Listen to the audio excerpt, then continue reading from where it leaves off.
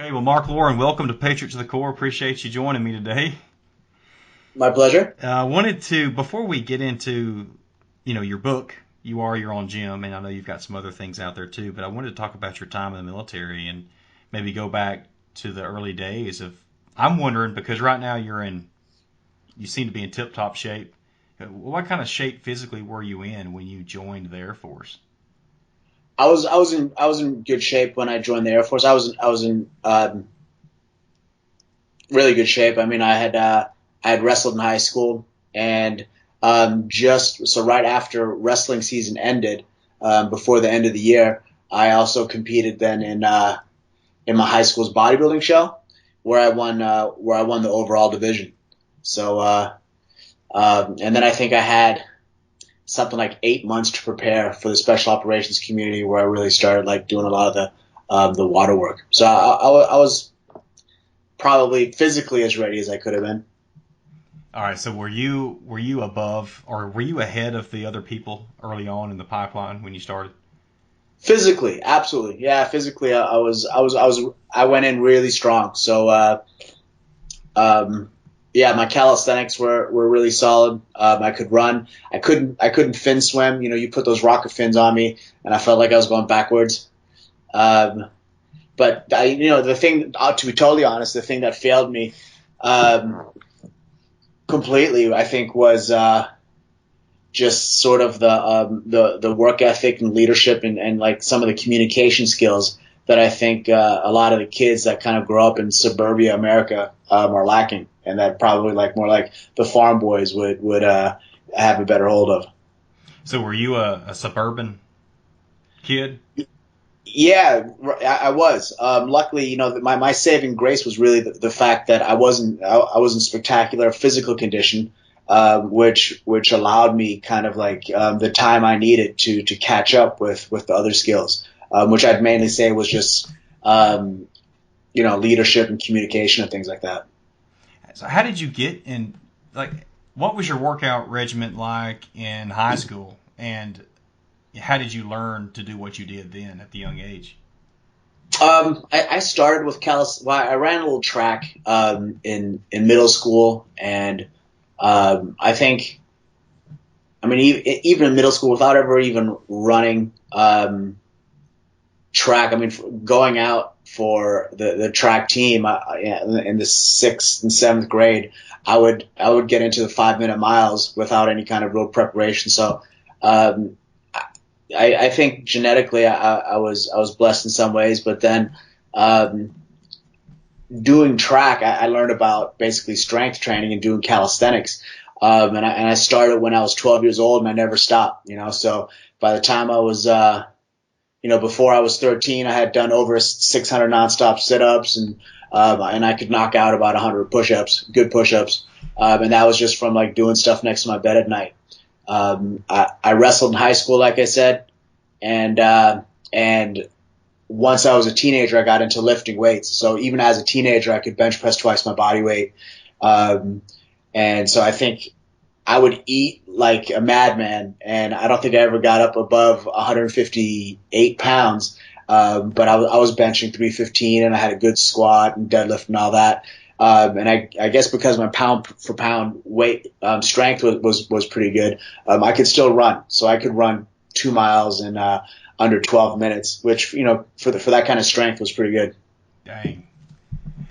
So the career in the Air Force as a combat controller is very demanding. Will you just describe what kind of things y'all did? And because I know your book talks about it, and I would like to maybe even pull up a few specifics if you don't talk about it with all the pull-ups and sit-ups Mm. and push-ups. But what was it like? What was the training like? Yeah, yeah, like in the pipeline.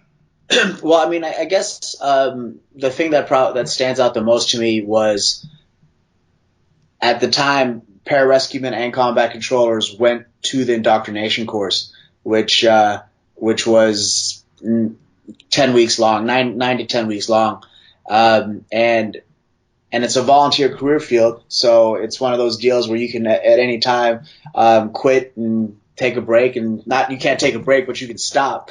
whatever event you're in, middle of an event, especially at the pool. And the instructors will say, all right, get out of the pool, go to the locker room, and you can go eat pizza in your room. We'll find you another career field. And it was, I mean, so those first 10 weeks were extremely challenging in that you didn't really need to be there. And they did not do a great job of educating you about what the career field was about to begin with. So I think one of the things that is probably still kind of lacking is that, like, the kids a lot of times up front don't have a super strong reason for enduring the things that they're going through, because you have like these mission statements and these other things that kind of describe what the career field is about, and it's sort of meaningless. And I remember it was like a combat controller's mission was like to deploy to areas of forward operations by various means to establish assault zones, and I was like, I could recite it, but I had no idea what it meant, Mm-hmm. And then you're getting up at 4 a.m, you're PTing, you're doing massive amounts of calisthenics all day long, you're running. And then after lunch, they take you to the pool, and that's really where it starts to get ugly. And every single event, which might be swimming 50 meters underwater or buddy breathing or tying knots, they had all sorts of different events. Every single event was a go, no-go criteria where you either had to complete the event successfully, exactly the way you're supposed to do it, or you could quit, or you would pass out trying, in which case they would pull you out of the pool.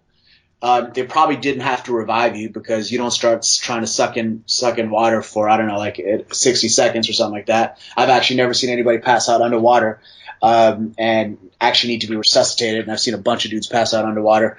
So they just pull you out of the pool, and you automatically start breathing on your own again. And once you do, you're kind of out of it. You're pale, you're blue-lipped, you're dreaming about like dwarfs and all kinds of other weird stuff, and suddenly you're laying on the side of the pool. And they ask you, "Are you all right?" And you say, "Hoo-yah, Sergeant." And they say, "All right, get your ass back in the pool and do it again. You didn't finish it." And you'd be faced with those exact same options again. And so every single event was go no go, and obviously, whenever you screwed up an event to do it again, it got harder and harder and harder. And that's really where you saw a lot of guys quit. Like they'd be out in the middle of the pool. You weren't allowed to grab the side of the pool to rest or anything. And let's take like knot tying or ditch and don. Between tries, you're treading water. So if you screwed it up, you're coming up to the surface and you got to do it again. But now you're more fatigued and you're getting more and more fatigued. With every second that passes as you're treading water. And so, I mean, to basically, I guess, describe that first 10 weeks of training, the indoctrination course, I would say more than anything, it just, it taught you to kind of like get control of yourself and to like, just to kind of commit to things, and try to do them right the first time. And to not worry about things that aren't within your control, which is an important lesson in life, I think.